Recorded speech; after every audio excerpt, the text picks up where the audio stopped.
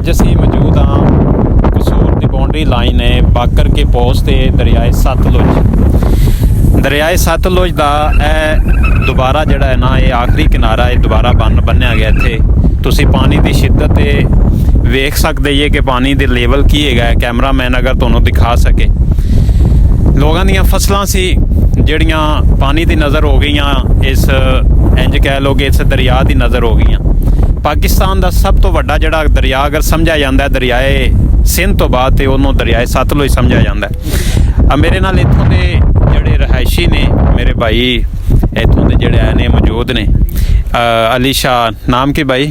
ਅਬੂ ਜ਼ਰ, ਅਸਦ, ਅਲੀ ਸ਼ਾਹ, ਸਮੀਰ ਭਾਈ, ਇਹਨਾਂ ਦੇ ਮਸ਼ਹੂਰ ਹਾਂ। ਇਹਨਾਂ ਸਾਨੂੰ ਬੜਾ ਅੱਛਾ ਜਿਹੜਾ ਹੈ ਨਾ ਹੋਇਆ ਮਹਿਮਾਨ ਨਵਾਜ਼ੀ ਇਹਨਾਂ ਸਾਡੀ ਬੜੀ ਅੱਛੀ ਕੀਤੀ ਹੈ। ਇਸ ਤੋਂ ਪਹਿਲੇ ਵੀ ਥੋੜੀ ਸਾਡੀ ਰਹਿਨੁਮਾਈ ਕਰਦੇ ਪਏ ਸੀ, ਮਜ਼ੀਦ ਇਹਨਾਂ ਨੂੰ ਪੁੱਛਦੇ ਹਾਂ। ਅਸਦ ਭਾਈ ਆਇਆ ਜ਼ਰਾ।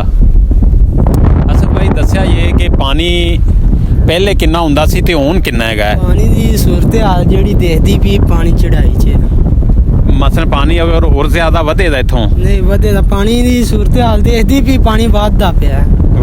ਹਾਂਜੀ। ਪਹਿਲੇ ਪਾਣੀ ਕਿੰਨਾ ਹੁੰਦਾ ਸੀ ਇੱਥੇ? ਪਹਿਲਾਂ ਪਾਣੀ ਹੁੰਦਾ ਹੀ ਨਹੀਂ ਸੀ ਇੱਥੇ। ਇਹ ਪਹਿਲੀ ਦਫਾ ਆਇਆ ਇੰਨਾ ਪਾਣੀ? ਹਾਂਜੀ, ਪਹਿਲੇ ਇੱਕ ਦਫਾ ਆਇਆ ਐਂ ਸਾਰਾ ਪਾਣੀ ਸੀ ਤੇ ਹੁਣ ਫੇਰ ਆਇਆ। ਅੱਛਾ। ਨਹੀਂ ਜਿਹੜੇ ਇੱਧਰ ਵੇਖੋ ਨਾ ਆਪ ਸਾਹਿਬ, ਅਗਰ ਥੋੜਾ ਜਿਹਾ ਕਰੀਬ ਆ ਜਾਵੋ ਤੇ ਚਲੋ ਬਿਹਤਰ ਵੀਡੀਓ ਬਣੇ ਇਹਦੀ। ਮਸਨ ਉਹ ਦਰਿਆ ਦਾ ਦੂਸਰਾ ਕਿਨਾਰਾ ਹੈ। ਹਾਂਜੀ। ਇਸ ਤੋਂ ਅੱਗੇ ਪਾਣੀ ਨਹੀਂ ਹੈਗਾ? ਨਹੀਂ, ਇਦੋਂ ਅੱਗੇ ਫਿਲਹਾਲ ਤੇ ਨਹੀਂ ਹੈਗਾ। ਜੇ ਬਕਾਇਦਾ ਛੱਡਣ ਦਾ ਪਾਣੀ ਫੇਰ ਅੱਗੇ ਜਾਏਗਾ ਪਾਣੀ। ਇਸ ਤੋਂ ਅੱਗੇ ਇੰਡੀਆ ਕਿੰਨਾ ਦੂਰ ਹੈਗਾ? ਇਸ ਤੋਂ ਅੱਗੇ ਇੰਡੀਆ 2 ਕਿਲੋਮੀਟਰ। ਮਤਲਬ ਉਸ ਤੋਂ ਅੱਗੇ 2 ਕਿਲੋਮੀਟਰ ਅੱਗੇ ਇੰਡੀਆ। ਤੇ ਜਿਹੜੇ ਉਹ ਘਰ ਬੈਠੇ ਨੇ ਵੇਲੀਆਂ ਟਾਰੀਆਂ, ਇਹ ਕਿਵੇਂ ਗੁਜ਼ਾਰਾ ਕਰਦੇ ਨੇ? ਅੱਗੇ ਇੰਡੀਆ, ਇੱਧਰ ਪਾਣੀ ਤੇ ਗੁਜ਼ਾਰਾ ਹੋ ਰਿਹਾ ਜਿਵੇਂ ਵੀ ਹੋ ਰਿਹਾ। ਉਹਨਾਂ ਉਧਰ ਪੈਲੀ ਪੂਰੀ ਹੈਗੀ, ਫਸਲਾਂ ਵਾਸਤੇ ਬੈਠੇ ਨੇ ਇੱਥੇ। ਇੱਧਰ ਨਾਸ਼ਤਾ ਨੂਸ਼ਤਾ ਉਹਨਾਂ ਦਾ ਇੱਧਰ ਹੀ ਜਾਂਦਾ ਪੈਸੇ ਨਾ ਪੈਲੀਆਂ ਦੀ।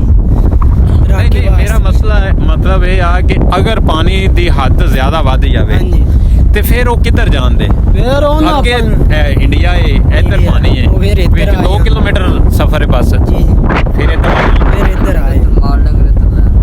ਅੱਛਾ, ਆਨ ਜਾਨ ਫਿਰ ਜਿਹੜਾ ਹੈ ਉਹ ਕਿੰਨਾ ਦੇ ਜ਼ਰੀਏ? ਬੇੜਿਆਂ ਦੇ ਜ਼ਰੀਏ? ਫਿਰ ਉਹ ਬੇੜਿਆਂ ਜ਼ਰੀਏ ਉਹ ਦੇਖਦੀ ਵੀ ਉਹ ਕਿਸ਼ਤੀ ਜਾ ਰਹੀ ਹੈ। ਹਾਂ, ਉਹਨਾਂ ਜ਼ਰੀਏ ਹੋਇਆ ਨਾਸ਼ਤਾ ਦਾ। ਅੱਛਾ। ਤੇ ਇਹ ਯਾਰ ਦਾ ਅਸੀਂ ਉਧਰ ਭਾਈ ਅਸਦ ਭਾਈ ਗਏ ਸਾਂ ਅੱਗੇ ਜੀ, ਤੇ ਉੱਥੋਂ ਜ਼ਾਹਿਰੀ ਗੱਲ ਹੈ ਕਿ ਉਹ ਇੰਤਜ਼ਾਮੀਆ ਪੁਲਿਸ ਜਾਂ ਡੀਸੀ ਸਾਹਿਬ ਦਾ ਹੁਕਮ ਸੀ, ਡੀਪੀਓ ਸਾਹਿਬ ਦਾ, ਆਵਾਮ ਨੂੰ ਉੱਥੇ ਇਕੱਠਾ ਨਹੀਂ ਹੋਣ ਦੇ ਰਿਹਾ। ਅਸੀਂ ਤਾਂ ਵਾਸਤੇ ਇਸ ਸਾਈਡ ਤੇ ਆਏ ਹਾਂ, ਬਿਲਕੁਲ ਕਿਨਾਰਾ ਪਾਣੀ ਹੀ ਪਾਣੀ ਹੈ।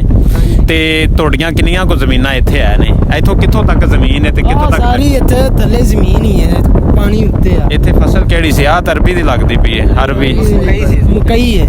ਅੱਛਾ, ਸਾਰੀ ਤਬਾਹ ਹੋ ਗਈ ਹੈ। ਓਏ ਇਹ ਪਾਣੀ ਹੁਣ ਇੱਧਰ ਕਿੱਥੇ ਤੱਕ ਜਾਵੇਗਾ? ਇੱਥੋਂ ਆ ਵੇਖੋ ਜੀ ਨਾਜ਼ਰੀਨ, ਅਗਰ ਤੁਸੀਂ ਵੇਖੋ ਕਿ ਇਹ ਕ੍ਰੇਨ ਦੇ ਜ਼ਰੀਏ ਇਹ ਵੀ ਇੰਤਜ਼ਾਮੀਆਂ ਲੱਗੀ ਹੋਈ ਹੈ ਕਿ ਉਹਨਾਂ ਇੱਥੇ ਵੱਡੇ ਗੜੇ ਖੋਦ ਦਿੱਤੇ ਨੇ, ਇਹ ਬੰਨ ਦਿੱਤਾ ਹੈ ਤਾਂ ਕਿ ਪਾਣੀ ਇਸ ਤੋਂ ਅੱਗੇ ਨਾ ਜਾਵੇ। ਇਸ ਤੋਂ ਅੱਗੇ ਇੱਕ ਹੋਰ ਬੜਾ ਵੱਡਾ ਜਿਹੜਾ ਬੰਨ ਹੈ ਉਹ ਅਸੀਂ ਤੁਹਾਨੂੰ ਅੱਗੇ ਜਾ ਕੇ ਦਿਖਾ ਦਿਆਂਗੇ। ਮੈਨੂੰ ਅੱਗੇ ਇੱਥੇ ਇੱਕ ਭਾਈ ਕਹਿ ਰਿਹਾ ਸੀ, ਜਿਹੜੀ ਗੱਲ ਜਿਹੜੇ ਇੱਥੋਂ ਦੇ ਰਹਿਸ਼ੀ ਨੇ ਉਹ ਬਿਹਤਰ ਚੀਜ਼ਾਂ ਸਮਝਦੇ ਨੇ, ਉਹ ਇਹ ਕਹਿ ਰਿਹਾ ਸੀ ਕਿ ਅਗਰ ਪਾਣੀ ਇਸ ਬੰਨ ਤੋਂ ਕ੍ਰਾਸ ਕਰ ਗਿਆ ਨਾ ਤੇ ਫਿਰ ਉਹ ਅਗਲੇ ਬੰਨ ਨੂੰ ਵੀ ਕ੍ਰਾਸ ਕਰੀ ਜਾ ਦੇਵੇਂ। ਤੇ ਤੁਹਾਡੇ ਘਰ ਕਿੱਥੇ ਨੇ?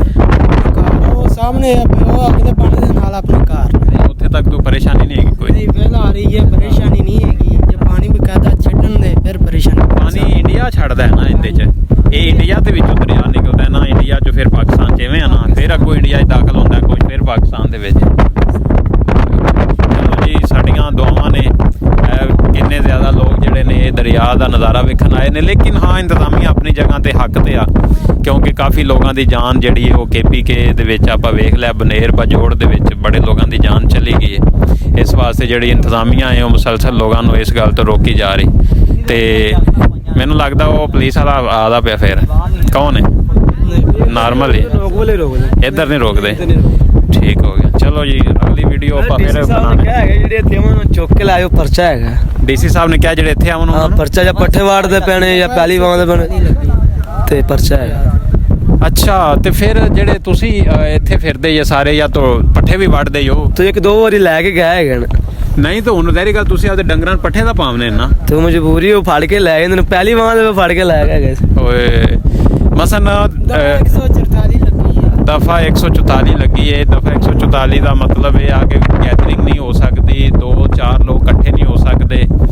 ਉਹ ਆਵਾਮ ਦੀ ਪ੍ਰੋਟੈਕਸ਼ਨ ਵਾਸਤੇ ਜ਼ਹਿਰੀ ਗੱਲ ਲਾ ਦੇ ਨੇ, ਲੇਕਿਨ ਅਸੀਂ ਵੀ ਫਿਰ ਇਹਦਾ ਮਤਲਬ ਦਫਾ 144 ਦੀ ਖਿਲਾਫ ਵਰਜ਼ੀ ਕਰਨੀ ਪਈ। ਸਾਨੂੰ ਨਹੀਂ ਸੀ ਪਤਾ, ਮਾਜ਼ਰਤ, ਵਾਇਲੇਸ਼ਨ ਨਹੀਂ ਕਰਾਂਗੇ ਕਦੇ ਵੀ। ਚਲੋ ਜੀ, ਬਾਕੀ ਅਸੀਂ ਤੁਹਾਨੂੰ ਮਜ਼ੀਦ ਥੋੜ੍ਹੇ ਜਿਹੇ ਹੋਰ ਮੰਜ਼ਰ ਦਿਖਾਣੇ ਆ ਤੇ ਫਿਰ ਤੁਹਾਡੇ ਕੋਲ ਇਜਾਜ਼ਤ ਲੈ।